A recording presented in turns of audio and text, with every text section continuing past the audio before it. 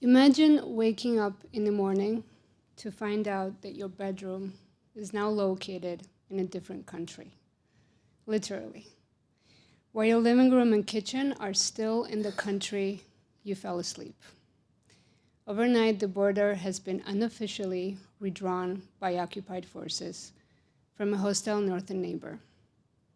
Such nightmarish vulnerability has been real for thousands living close and near Russian-occupied lines in Georgia.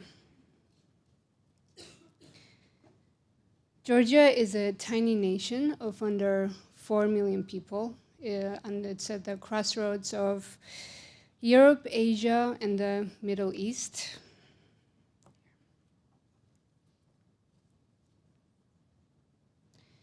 Much of the outside world knows little of our country, and our very existence is threatened by aggression from neighboring Russia.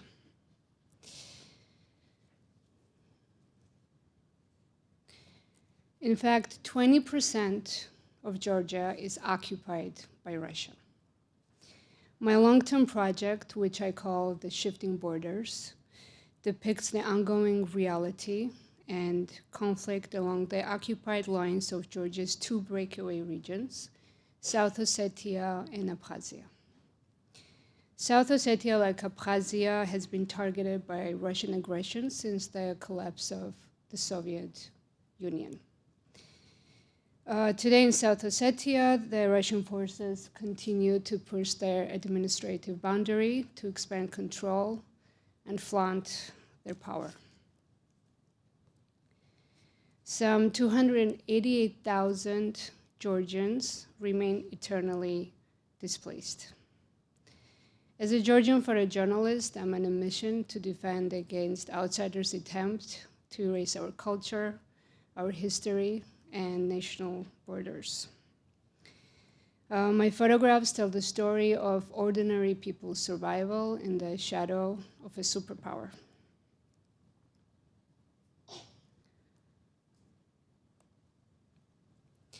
So the Shifting Borders website project highlights local situations and individual stories that happen near the occupied lines of South Ossetia. Supported by the Catchlight Global Fellowship and realized by my dream team, Ruedi, Wegmann, and Joris Nordermeer, the visual map contains a series of images, videos, and personal letters contributed by the residents that operates as an active virtual archive updated on a regular basis. So letters, because it holds a very deep and emotional connection to me personally. When I was young, I lived in the United States, which I will talk about later. But I used to receive letters from my grandparents, my friends, classmates, neighbors, and I could not wait to read them. They told me much of the life that I had living during that time in the 90s in Georgia. And the really fun part for me was their handwriting. I really enjoyed that because it told a different story, apart from the story that they were writing to me. So the website offers content in 3 languages, English, Georgian, and Russian. This multilingual approach extends outreach, and Georgian for Georgians, English for international readers, and Russian for Russian-speaking people who live in Georgia and are not aware of the situation. Russian occupation and the so-called administrative borders in South Ossetia encroach daily on Georgian territory. So the borders are very mutable, as you can see, and sometimes unmarked. You can get arrested, shot, or even killed because you're stepping in a place you're not supposed to be. But you have no idea because there's no sign.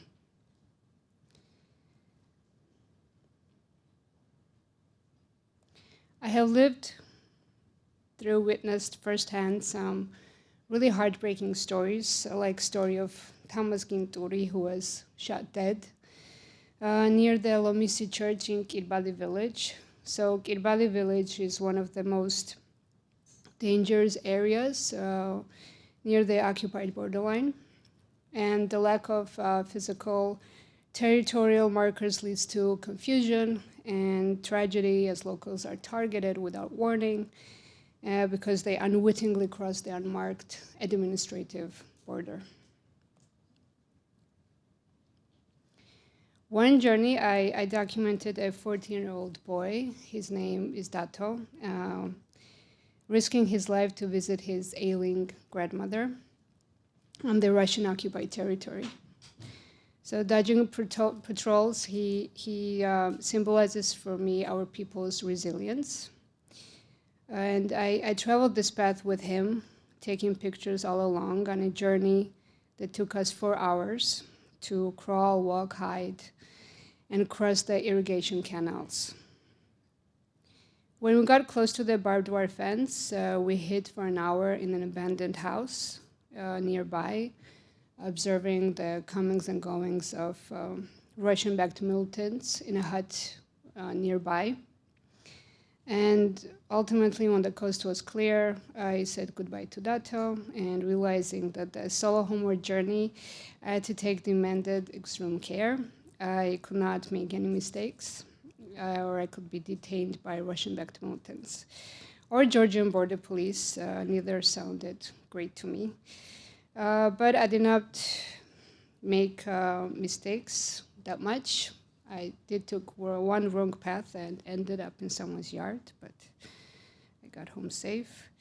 So this journey I took with Dato because I read his letter, and I asked him to write me anything he wanted to tell me. So he wrote me a letter. Listen to his letter. ამ წერილის მიზანია დაგანახოთ მომავალ თაობას რუსული ოკუპაცია. თუ როგორ დაგვაშორეს ოჯახის წევრებს, ჩვენ საყვარელ ადამიანებს. მე დამაშორეს პაპას და ბაბოს. ოკუპაციისთან ბრძოლაში გარდაიცვალა პაპაჩემი. The reason for this letter is for you to understand what Russian occupation means, how it separated families and the people we love the most. It separated me and my grandparents. My grandfather died fighting the Russian occupation. But fortunately, my grandma is alive, and I believe someday the barbed wire fence will be demolished. I have one grandma left, and she's very ill. So sometimes during the school holidays, I sneak into the Russian-occupied territory when Russian guards are not inside the hut nearby. I'm scared to death. One day, the doctors called me and told me that my grandma is very sick. So I again had to put my fear aside and started my journey by foot from home, in a village nearby. The road is 8 kilometers. It takes 3-4 hours to get close to the barbed wire fence, to Khurvadati village. I had to hide from the Georgian border police as well. If they see me, they will not allow me to continue my journey because it is too dangerous. I had to walk quietly, sometimes crawling, hiding under the corn bushes. I was very scared, but love kills fear. I jumped over the barbed wire fence when Russian-backed forces were not nearby, ran to my grandma's house, which is located very close, and when I went inside the house, I saw my grandmother on the floor. She fell, for God knows how long, and could not get up or reach her bed. I grabbed her right away and pulled her up the bed. She was frozen. It was winter. She could not understand who I was, but once she felt safer, she recognized me and felt joy. We hugged each other.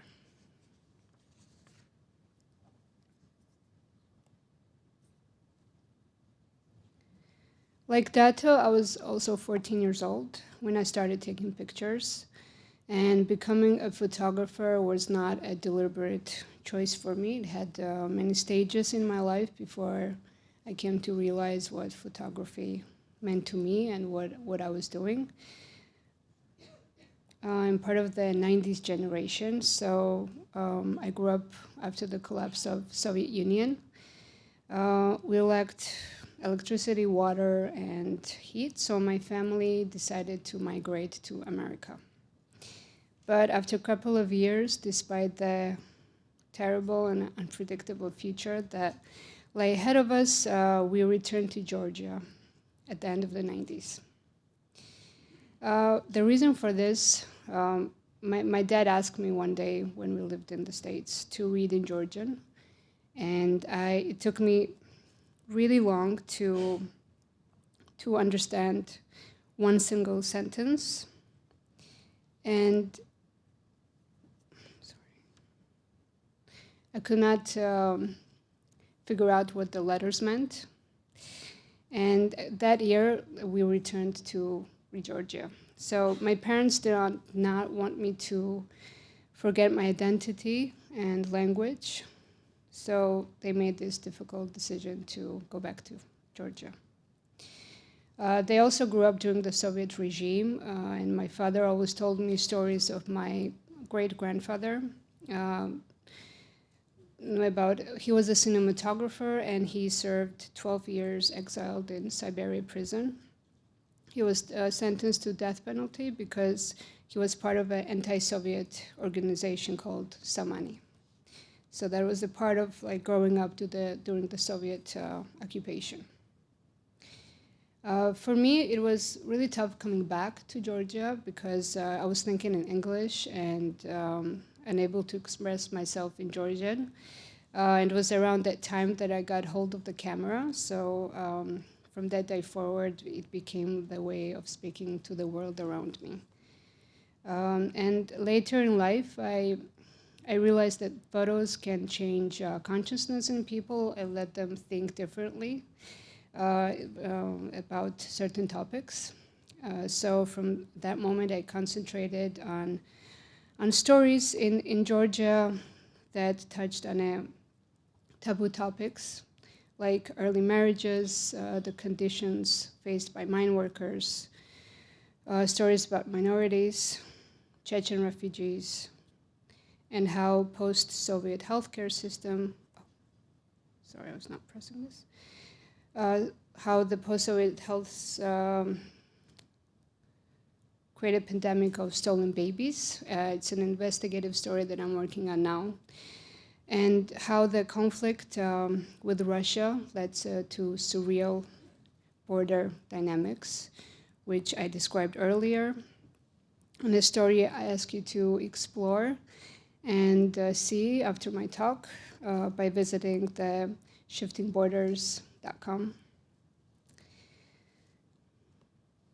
So after 16 years of documenting these struggles, in 2024, as we face an increasingly interconnected world, it's crucial to recognize that the issue of border shifts and occupation is not confined by one region, but it's a global concern, and it demands a collective action and empathy from all of us. Shifting borders uproot people. Some stay, others flee, trapped in their own country or as refugees. They lose basic freedom and rights. Each photograph I show tells a story of people's survival and hope, and these images serve as a reminder of our strength and resilience as a nation. We will not be erased. Thank you.